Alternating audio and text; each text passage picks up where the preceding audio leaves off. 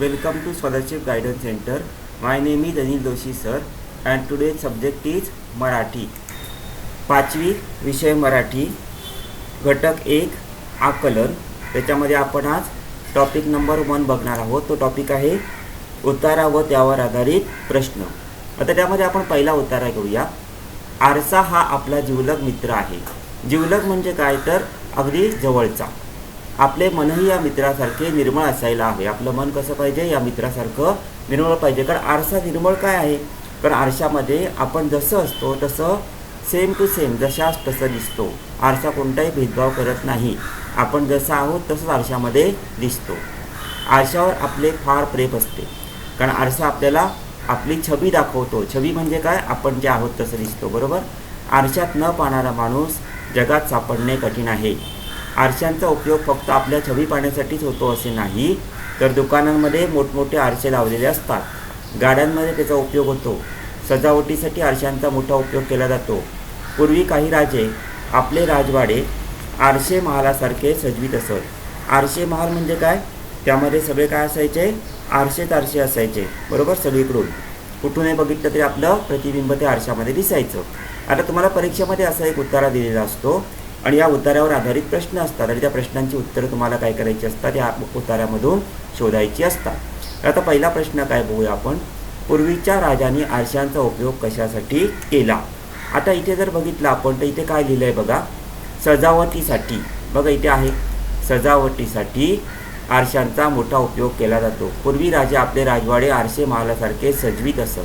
म्हणजे याचं उत्तर येणार आहे आपला राजवाडा सजवण्यासाठी. म्हणजे हा 3 नंबरचा जो आहे सर्कल आहे, याला आपण काय करायचं, असं काळ्या किंवा निळ्या पेनाने, लाल नाही, मी लाल करतोय पण तुम्ही लाल नाही करायचं, ब्लॅक किंवा ब्ल्यू पेन घ्यायचं, मी पण घेतो पाहिजे तर. ते एक मिनिट. ब्लॅक पेन, या ब्लॅक पेनने काय करायचं असतं, असं गोळा रंगवायचा. लक्षात ठेवा, नीट रंगवायचा तो. पुढचा प्रश्न बघूया. आरसा हा आपला खरा मित्र असतो, कारण तिथे ऑप्शन काय दिलेत बघा, तो वेगवेगळ्या आकाराचा असतो. हे तर चुकीचं आहे. वेगवेगळ्या आकाराचा असतो म्हणून तो काय मित्र नाही. म्हणजे पहिलं ऑप्शन काय, रॉंग आहे. तो आपल्या मनासारखा निर्मळ असतो. ऑप्शन नंबर 2 काय, आपल्या मनासारखा निर्मळ असतो का, नाही. मन आरशाला असतं का, नाही. त्याचा उपयोग सजावटीसाठी असतो म्हणून तो मित्र असतो का, तर नाही. तर तो आपली छबी आपल्याला दाखवतो. छबी म्हणजे काय, आपण जसं आहोत तसं आपल्याला आरशामध्ये दिसतं, म्हणून तो आपला काय असतो, खरा मित्र असतो. पुढचा प्रश्न आहे, स्वच्छ या अर्थाचा कोणता शब्द उतारण्यात आला आहे. स्वच्छ म्हणजे काय, तर स्वच्छ म्हणजे साफ का, तर नाही. स्वच्छ म्हणजे सजावट, नाही. स्वच्छ म्हणजे निर्भय म्हणजे याला भीती नाही असा, नाही. स्वच्छ म्हणजे काय, तर निर्मळ. म्हणजे आपला ऑप्शन नंबर काय येणार, 3 बरोबर येणार. आणि 3 या ऑप्शनला आपण काय करायचं असतं, असं सर्कल करायचं. परीक्षेमध्ये माहिती आहे तुम्हाला, जर आपण ते बाहेर जाता कामा नाही. ठीक आहे, असं गोल राऊंड करायचा. हां, आता माझा बाहेर गेला, असं बाहेर जाता नाही. लक्षात आलं. आता आपण पुढील उतारा बघूया. निसर्गातील प्रत्येक घटकाला देणे माहीत आहे, घेणे नाही. झाडे, वेली, पाने, फुले, नद्या, पर्वत, डोंगर, पशु, पक्षी, माती, चंद्र, सूर्य, तारे वगैरे वगैरे. निसर्गातील असे अनेक घटक आपले जीवन सुखकर व्हावे म्हणून मदतीला असतात. आपल्याला निसर्गातील काही देता आले नाही तर देऊ नये, पण त्याच्याकडून काही ओरबडून घेऊ नये. बघा, आपल्याला काही देता आलं नाही तर आपण घ्यायचं नाही, त्याच्याकडून काही जबरदस्ती आपण ओरबडून घ्यायचं नाही. निसर्ग आपला मित्र आहे, आपण त्याचे मित्र का बनू नये. आता पहिला प्रश्न आहे, आपला खरा मित्र कोण. आत्ता शेवटच्या वाक्यामध्ये आलं आहे बघा, निसर्ग आपला मित्र आहे. म्हणजे याचं उत्तर काय ना, ऑप्शन नंबर 3 निसर्ग. दुसरा प्रश्न आहे, निसर्गातील प्रत्येक घटकाकडे कोणता गुण आहे. आता निसर्गाकडे प्रत्येक घटकाकडे कोणता गुण आहे, तर पहिला ऑप्शन काय आहे बघा, ऑप्शन नंबर 1 आहे इतरांकडून घेण्याचा. निसर्ग कधी इतरांकडून घेतो का, तर नाही. म्हणजे पहिला ऑप्शन रॉंग. दुसरं काय, आपल्याकडे राखून ठेवण्याचा. निसर्ग कधी आपल्याकडे राखून ठेवत नाही, तर काय करतो, उलट आपल्याला देतो. म्हणजे दुसरा ऑप्शन काय, रॉंग आहे. तिसरा ऑप्शन आहे आपल्याकडील कोणालाही न देण्याचा. निसर्ग उलट आपल्याकडचं सगळ्यांना देतो, त्याला द्यायला आवडतं. बरोबर. आपल्याकडील सर्व इतरांना देण्याचा. म्हणजे ऑप्शन नंबर 4 जे आहे ते आपलं काय असणार आहे, उत्तर असणार आहे. पुढचा प्रश्न आहे, ओरबडून घेणे या वाक्प्रचाराचा अर्थ. ओरबडून घेणे म्हणजे काय, तर इथे आहे बघा, ओरबडून घेऊ नको. ओरबडून नाही घेऊ नको म्हणजे काय, त्याच्याकडून काढून घेऊ नको, म्हणजे थोडक्यात काय, दुसऱ्याकडून हिसकावून घेणे. ऑप्शन नंबर 1च या ठिकाणी काय असणार आहे, बरोबर आहे. कारण बघा, दुसऱ्याकडून सकोशीने घेणे हे येणार नाही, दुसऱ्यांना न विचारता घेणे येणार नाही, दुसऱ्यांना विनंती करून घेणे पण येणार नाही. ओरबडून घेणे म्हणजे जबरदस्ती घेणे, बरोबर, दुसऱ्याकडून हिसकावून घेणे. आपण तिसरा उतारा पाहू. इंग्रजांच्या गुलामीतून देशाला मुक्त करण्यासाठी गांधीजी इंग्रजांविरुद्ध लढले. त्यासाठी त्यांनी अनेक वेळा तुरुंगवास भोगला.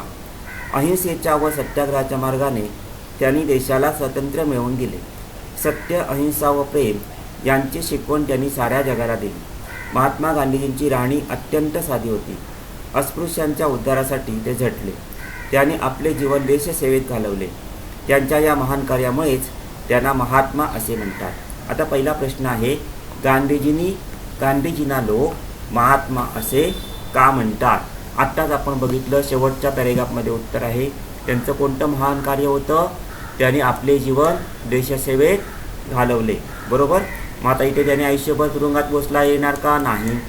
त्यांनी आपल्या संपूर्ण आयुष्यभर देशसेवेचे महान कार्य केले. बघा इथे लिहिलंय देशसेवेत घालवले, म्हणजे ऑप्शन नंबर 2 काय येणार आपलं, बरोबर येणार आहे. पुढीलपैकी कोणती गोष्ट गांधीजींनी केली नाही? पुढीलपैकी कोणती गोष्ट गांधीजींनी केली नाही? देशासाठी तुरुंगवास भोगला, बरोबर आहे, त्यामुळे ते बरोबर आहे.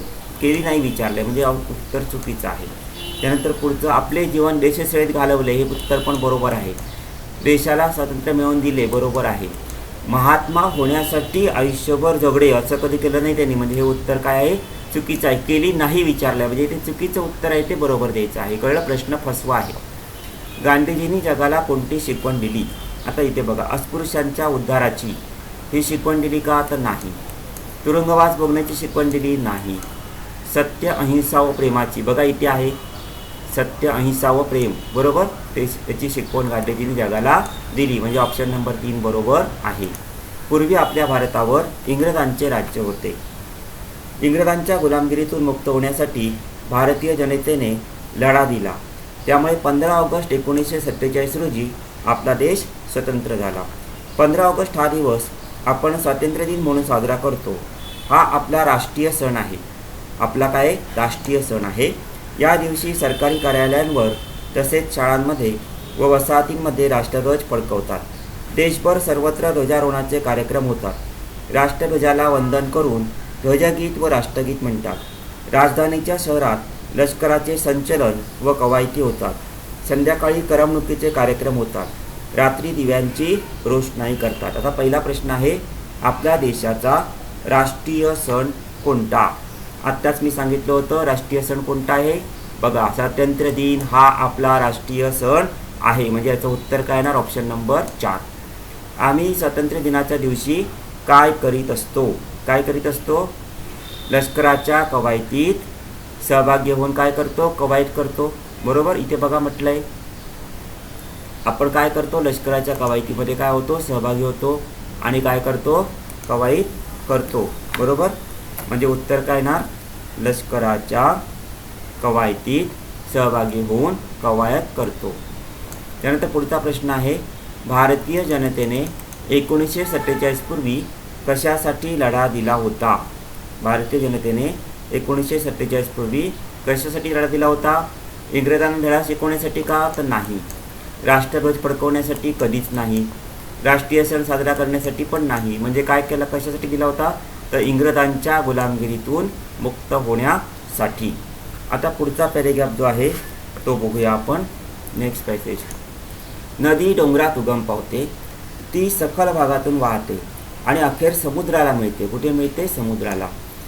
नदीच्या काठावर लोक वस्ती करतात. नदीच्या पाण्याचे माणसाला खूप उपयोग आहे. नदीच्या पाण्यामुळे काठावर पिके येतात. नदीच्या पाण्यात मासे असतात. काही लोक नदीत मासेमारी करून अन्न मिळवतात. नदीचे पाणी पिण्यासाठी वापरतात. नदीच्या पाण्याने कपडे धुतात.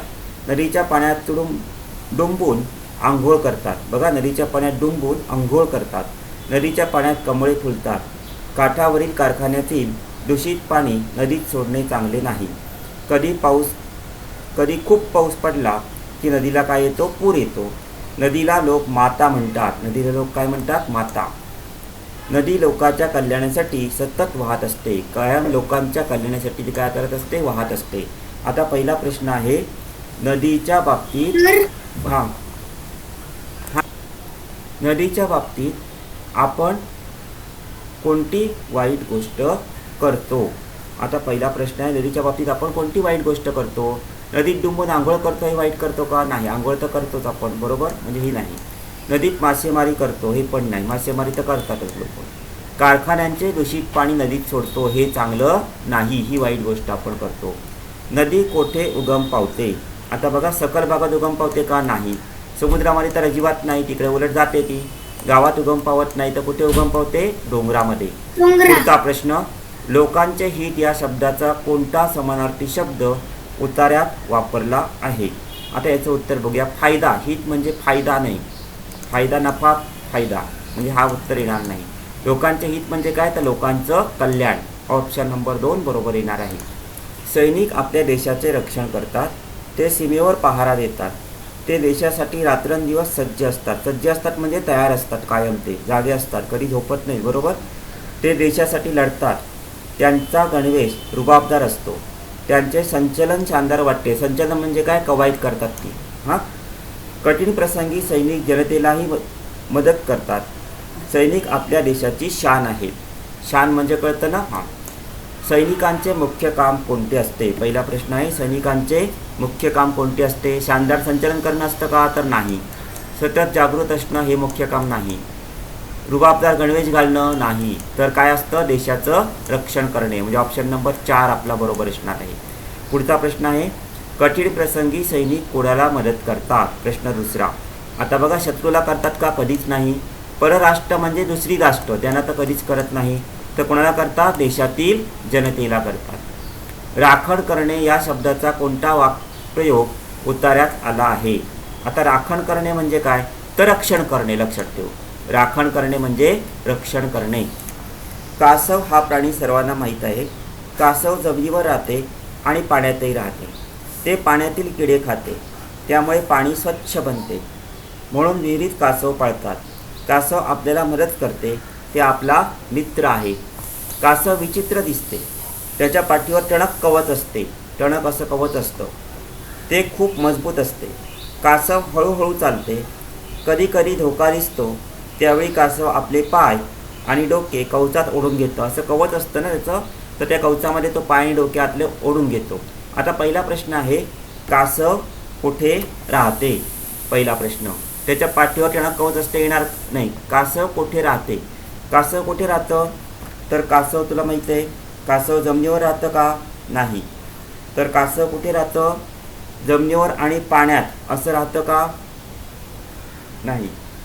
कासव कुठे राहणार? जमिनीवर व पाण्यात. पहिल्या प्रश्नाचं उत्तर येणार. इथे आता ऑप्शन आलेलं नाही आहे, तर इथे लक्षात ठेव उत्तर आहे जमिनीवर. हे इथे उत्तर आहे. कासव कुठे राहते? कासव जमिनीवर राहते आणि पाण्यातही राहते. हे पहिल्या प्रश्नाचं काय असणार आहे? उत्तर असणार आहे.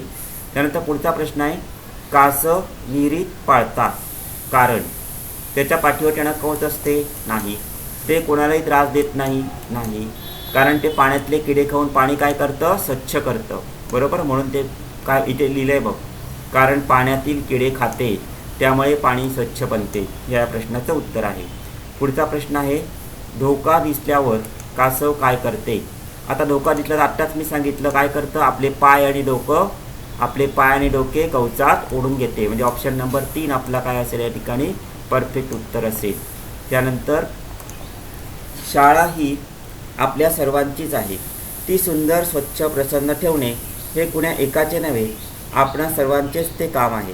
प्रत्येकाने रोज 10 मिनिटे जाणीवपूर्वक खर्च करून आपला वर्ग, आवार, बसण्याची जागा इत्यादी स्वच्छ ठेवण्याचा प्रयत्न केला तर प्रत्येकाने केलेल्या या कामामुळे शाळेची स्वच्छता नजरेत भरण्या इतकी छान होईल. शाळेच्या सौंदर्यात भर पडून वातावरण प्रसन्न होईल. स्वच्छतेचा वसा घ्या. वसा म्हणजे स्वच्छता करण्याचं ध्येय. रोज स्वच्छता करा. एकजुटीने कामाला लागा. एकजुटीने म्हणजे सगळे एकत्र होत, तरच स्वच्छ सुंदर शाळेचे स्वप्न सत्यात उतरेल. तरच आपली शाळा कशी असेल? स्वच्छ आणि सुंदर राहील. आता पहिला प्रश्न आहे सुंदर शाळेचे स्वप्न केव्हा ठरेल? केव्हा खरे ठरेल? आता इथे उत्तर काय ना, शाळेत आल्यावर तर नाही, शिक्षकांनी महत्त्व पटवल्यावर तर कधीच नाही, सर्वांनी एकोप्याने स्वच्छतेसाठी पैसे खर्च केले तर तुमच्याकडे काही पैसे असणार नाही, त्यामुळे खर्च करण्याचा प्रश्नच नाही. त्यामुळे ऑप्शन नंबर 4 आपोआप काय असणार आहे, बरोबर असणार आहे. सर्वजण एकजुटीने स्वच्छतेच्या कामाला लागले तर. नुसते पैसे असले म्हणजे स्वच्छता होत नाही, स्वच्छता करावीच लागते. शाळेविषयी आपले कोणते स्वप्न असते? आता पहिला प्रश्न आहे, शाळा दररोज वेळेत सुरू व्हावी, हे तर कधीच नसतं, बरोबर. शाळा सुंदर, स्वच्छ व प्रसन्न असावी, आपलं स्वप्न कोणतं असतं? शाळा सुंदर, स्वच्छ व प्रसन्न असावी. पुढचा प्रश्न आहे, आवडणे या शब्दाचा, आवडणे या अर्थाचा कोणता वाक्प्रचार उतारण्यात आला आहे? आता आवडणे म्हणजे मी तुला सांगतो, लक्ष दे, नजरेत भरणे. आवडणे म्हणजे काय? नजरेत भरणे, भर पडणे नाही, स्वप्न सत्यात करणे म्हणजे नाही, वसा घेणे नाही.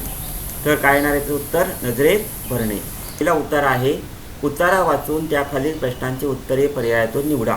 पहिला उतारा आपण घेऊया. 15 ऑगस्ट, 26 जानेवारी व 1 मे सर्व शाळांमध्ये झेंडावंदन करतात.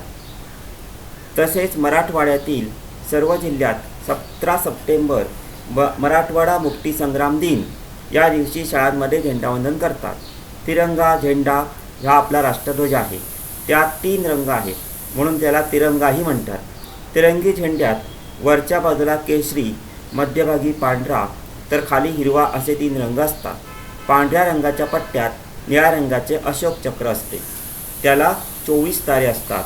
किती तारे असतात? 24. आता पहिला प्रश्न आहे, पुढीलपैकी कोणत्या दिवशी फक्त मराठवाड्यात सर्व जिल्ह्यात शाळांमध्ये झेंडावंदन केले जाते? तर इथे आहे उत्तर लगेच 17 सप्टेंबर.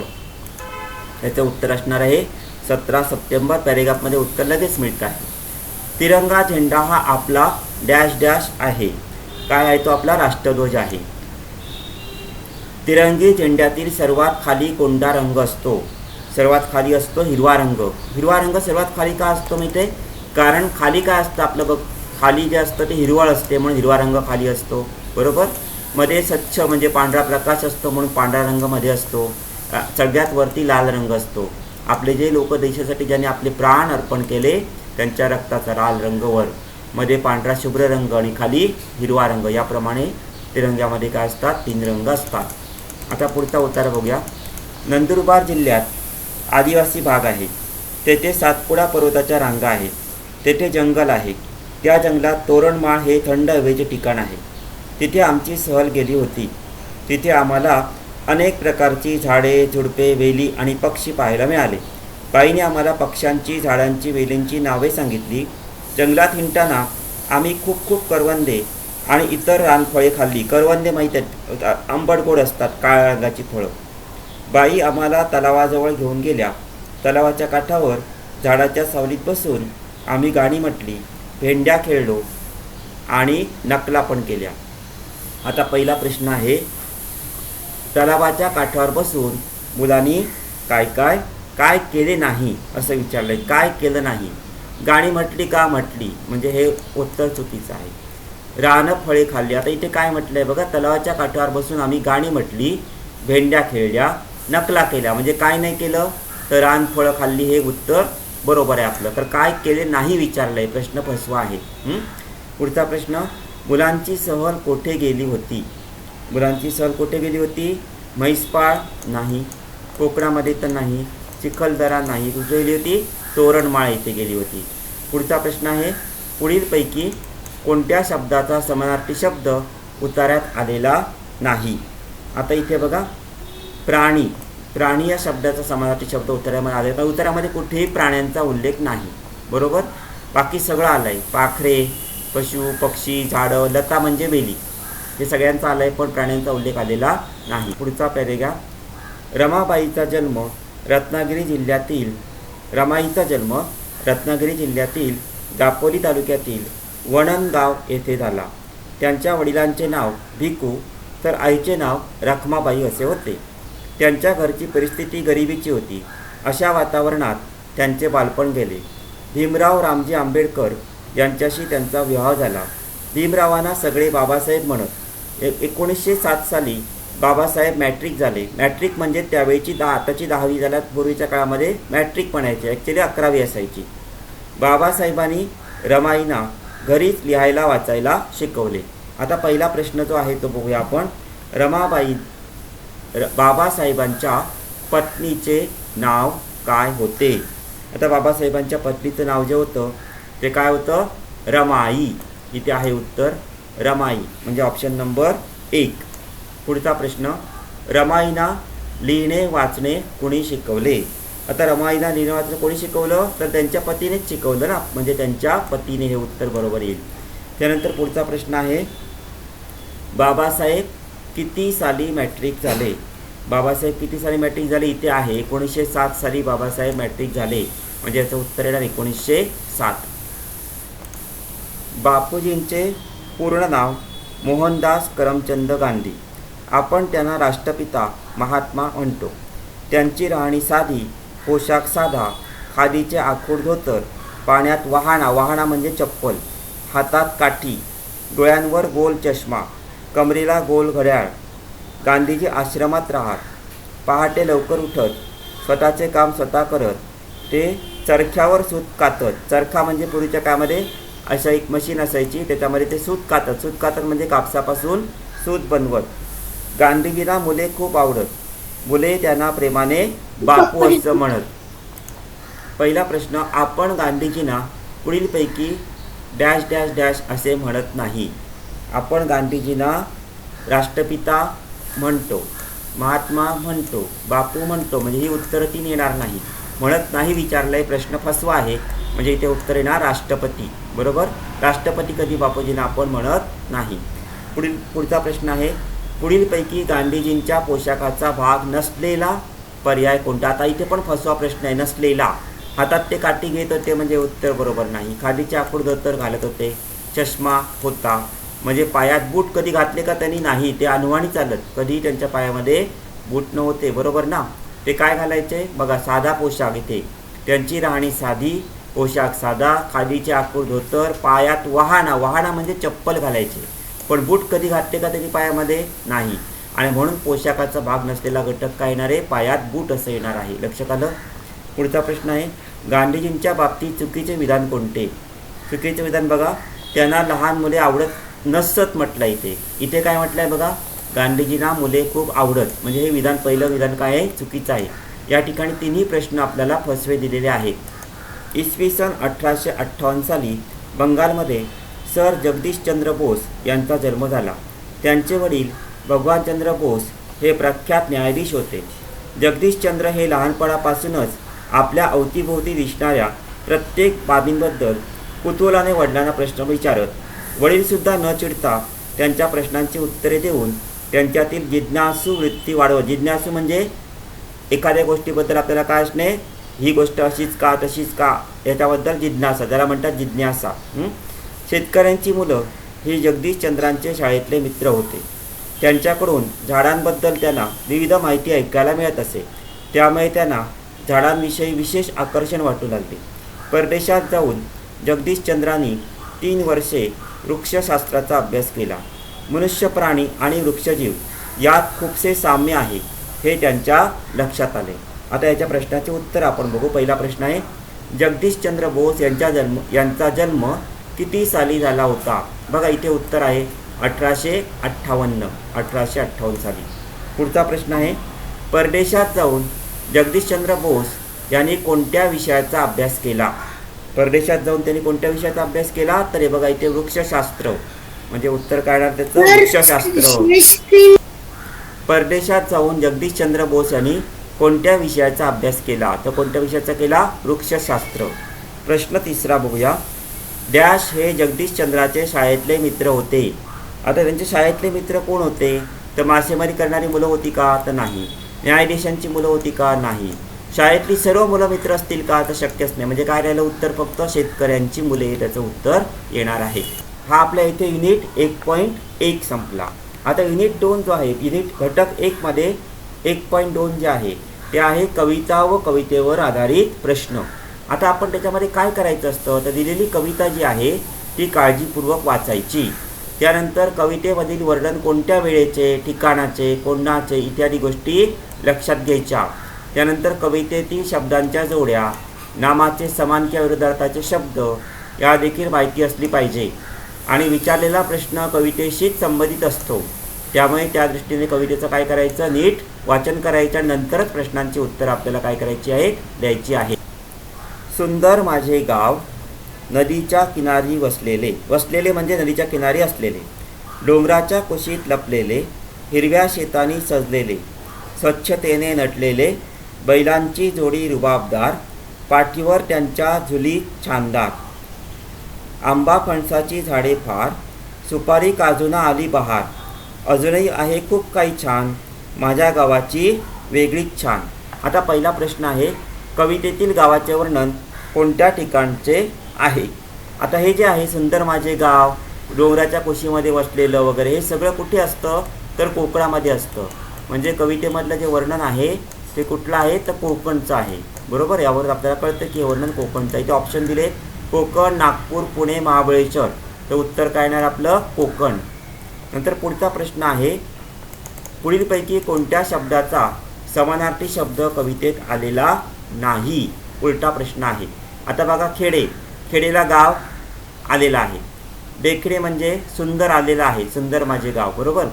सागर, सागरला समानार्थी शब्द इथे बघा कवितेमध्ये सागर कुठे दिसत आहे का, सागर नाही आहे, नदी आली आहे पण सागर नाही आहे. म्हणजे सागर हा जो भाग आहे हे काय आपलं चुकीचं आहे. म्हणजे तिसरा ऑप्शन काय बरोबर आहे, आलेला नाही असं विचारलं आहे, म्हणून सागर आलेलं नाही. पुढचा प्रश्न आहे, कवितेतील आशयावरून गावाच्या संदर्भात कोणते विधान चुकीचे आहे, बरोबर नाही विचारलं आहे, तर चुकीचे आहे असं विचारलं आहे. गाव सुंदर आहे हे विधान बरोबर आहे, सुंदरच आहे. नदी किनारी आहे बरोबर आहे. गावात दुष्काळ आहे, दुष्काळ आहे का गावामध्ये, नाही, म्हणजे हे विधान काय चुकीचं आहे. म्हणजे ऑप्शन नंबर 3 आपला बरोबर असणार आहे. गवताचं पातं वाऱ्यावर डोलतं, गवताचं पातं म्हणजे गवत जे असतं ते वाऱ्यावर असं डोलतं. डोलताना म्हणतं खेळायला चला, झऱ्यातलं पाणी खळाखळा हसतं, हसताना म्हणतं पळायला चला. निळनिळं पाखरू आंब्यावर गातं, गाताना म्हणतं नाचायला चला. झिम्मड पावसात गारांची बरसात, बरसात म्हणते वेचायला चला. झिम्मड पावसात म्हणजे काय, पाऊस जेव्हा जोरात पडतो तेव्हा गारा आपल्या भरपूर पडतात आणि त्या बरसात काय म्हणते, वेचायला चला. छोटासा मोती लपाछपी खेळतो, धावताना म्हणतो शिवायला चला. मोती माहिती आहे, समुद्रामध्ये मोती मिळतात, तो लपाछपी खेळतो अशी कल्पना केलेली आहे. मनीचे पिल्लू पायाशी लोळतं, मनी म्हणजे मांजर, मांजराचं जे बाळ असतं ते पायाकडे आपल्याला असं घासतं. लोळताना म्हणतं जेवायला चला, काय म्हणतं, जेवायला चला. आता पहिला प्रश्न आहे, कवितेत पुढीलपैकी कोणती गोष्ट करायला सांगितली नाही. खेळायला चला सांगितलं आहे, म्हणजे हे उत्तर चुकीचं आहे. वेचायला चला सांगितलं आहे. कवितेमध्ये कुठेही म्हटलेलं नाही शाळेला चला, म्हणजे शाळेला चला हे उत्तर काय असणार आहे, बरोबर असणार आहे. पुढचा प्रश्न आहे, पुढीलपैकी कोणत्या शब्दाची जोडी कवितेत आलेली नाही. झिम्मड बरसात, झिम्मड बरसात अशी जोडी आली का, गवताचं पातं आलं आहे, झऱ्यातलं पाणी आलं आहे, निळनिळं पाखरू आलं आहे, पण झिम्मड बरसात असं उत्तर या कवितेमध्ये कुठे आलेलं नाही. बघू आपण, झिम्मड बरसात आहे का, झिम्मड पावसात आलं आहे, झिम्मड बरसात नाही आहे. बरोबर, त्यामुळे झिम्मड बरसात हे चुकीचं आहे. पुढचं, कवितेत नाचायला कोण बोलवत आहे. नाचायला आपल्याला कोण बोलवत आहे, तर निळनिळं पाखरू. बरोबर, नाचायला कोण बोलवत आहे, निळनिळं पाखरू म्हणत आहे की नाचायला चला. पडघम वरती टिपरी पडली, टिपरी माहिती आहे ना, टिपऱ्या खेळतात ती टिपरी. तडम तडतड तडम, कौलारांवर थेंब टपोरे, तडम तडतड तडम म्हणजे काय, तर पाऊस पडतो इथे, लक्षात घे. हां, इथे पावसाळ्याच्या दिवसामध्ये जेव्हा पाऊस चालू होतो तेव्हा काय होतं, पहिल्यांदा असे टक टक टक टक थेंब पडतात, त्याला म्हटलं आहे टिपरी पडली. आणि नंतर गडगडतं, कौलांवर जेव्हा थेंब पडतात गावाकडे तेव्हा त्याचा आवाज येतो तडम तडतड तडम. म्हातारी हरभरे भराडते, म्हातारी हरभरे भराडते म्हणजे गडगडाचा आवाज येतो, त्याला म्हटलं आहे म्हातारी हरभरे भराडते. ढगात गडगड गडम, थेंबासोबत वीज कोसळे, वीज कोसळे, कडम कडकड कडम म्हणजे पावसाच्या थेंबासोबत काय कोसळते, वीज. इथे बीज म्हटलं आहे पण वीज कोसळते. बरोबर, कडम कडकड कडम. थेंबाभोवती जलात उठली, तरंग थरथर तरंग, थेंबाभोवती जलात उठली, जल म्हणजे पाणी. बरोबर, तरंग, तरंग म्हणजे कळतं पाण्यामध्ये तरंग येतात. नाचू लागले अंगण सारे, आनंदाचे तरंग म्हणजे सगळ्यांना काय झाला, आनंद झाला. पाऊसदारा मध्येच वारा, पान पान सळसळून. मध्येच काय येतो? वारा येतो, पानांची सळसळ आवाज येतो. धरतीच्या रंध्रारंध्रातून संगीत आले जुळून. रंध्र म्हणजे छिद्र, म्हणजे जमीन जी आहे आपली त्या प्रत्येक जमिनीच्या छिद्रातून काय आलेलं आहे? संगीत जुळून आलेलं आहे. म्हणजे असा छानसा पाऊस आता पडायला लागलेला आहे. आता पहिला प्रश्न आहे, कवितेमधील वर्णन कशाचे आहे? सोपं आत्ताच मी सांगितलं, कवितेमधलं वर्णन कशाचं आहे? पावसाचं आहे. बरोबर. पुढचा प्रश्न, दुसरा प्रश्न आहे, एकच प्रश्न आहे याच्यामध्ये. ती कविता बघूया. झाडावर राहावे बांधून घर, पतंग उडवावा चंद्रावर, समुद्र तळाची करावी सफर, इंद्रधनुचा झुला झुलून. इंद्रधनु म्हणजे इंद्रधनुष्य. इंद्रधनुष्य पडतो ना आता श्रावण महिन्यामध्ये तो. वाऱ्या संगे जावे भुलून, ढगातले पाणी घ्यावे झेलून. ढगातलं पाणी झेलून घ्यावं. बरोबर. सांगावे गुड पहाडाशी, गुज पहाडाशी. गुज म्हणजे गोष्टी, कोणाशी? पहाड म्हणजे डोंगर, डोंगराशी गोष्टी कराव्यात. गट्टी करावी पाखरांशी, गट्टी म्हणजे मैत्री. उंच उडावे आकाशी, ढगांवर दिमाखात व्हावे स्वार. ढगांमध्ये दिमाखात व्हावे स्वार. रंगात न्हावून निघावे पार, म्हणजे ढगांमध्ये स्वार हवं असं वाटतं. रंगात न्हावून निघावे पार. रंगात कोणत्या? इंद्रधनुष्याच्या रंगामध्ये. चांदण्यांचा शुभ्र घालावा हार, चांदण्यांचा हार घालावा. आणि कुशीत शिरून आईच्या, मग आणि आईच्या कुशीत शिरून काय करावं? तिलाही म्हणावे एकदा बघ, असे आहे सुंदर जग. कवितेतील मुलाला पुढीलपैकी कोणती गोष्ट करायची नाही?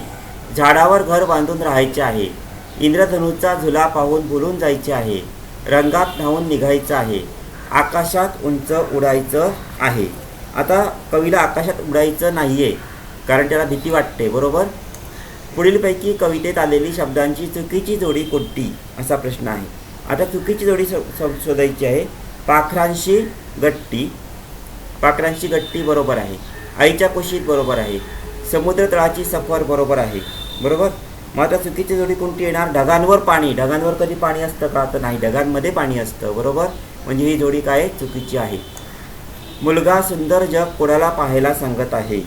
मुलगा सुंदर जग कोणाला सांगतोय? आईला सांगतोय. आईला काय सांगतोय? आईच्या कुशीत शिरतोय आणि सांगतोय सुंदर जग बघ. बरोबर. म्हणजे प्रश्न क्रमांक 3चं उत्तर असणार आहे आईला. आला आला जानेवारी, संक्रांतीला घेऊन दारी, मग येईल तो फेब्रुवारी, शिवजयंतीची मजाच न्यारी. फेब्रुवारीमध्ये कारण शिवजयंती असते. येता महिना मार्चचा, उडे धुराळा होळीचा. मार्च महिन्यामध्ये होळी असते. एप्रिल येता मेही येतो, उन्हाचा तडाखा ताप देतो. म्हणजे एप्रिल मे मध्ये भरपूर ऊन पडतं. बरोबर.